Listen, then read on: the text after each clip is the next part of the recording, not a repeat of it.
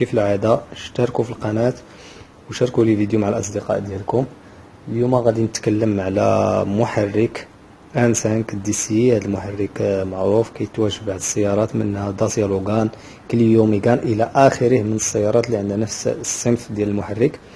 اليوم غادي نتكلم على مشكل ديال اختلاط الماء مع زيت المحرك، وهذا المشكل كيكون في واحد القطعة كتكون في هذا المحرك في الواجهة الأمامية كيف ما كتشوفوا.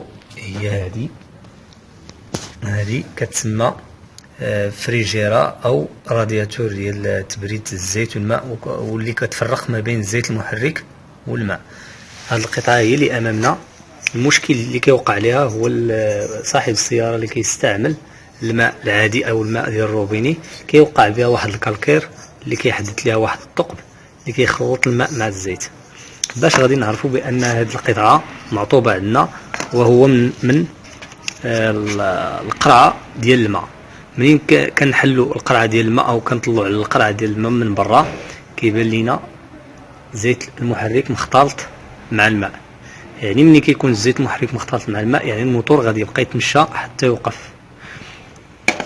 في هذه الحاله كنمشيو عند الميكانيسيان ديالنا، كنطلبوا منه ينقي لينا هاد السيركيلاسيون ديال لي دوريت ديال الماء. اللي باقا صالحه غادا تغسل، واللي ما صالحاش غادا تبدل.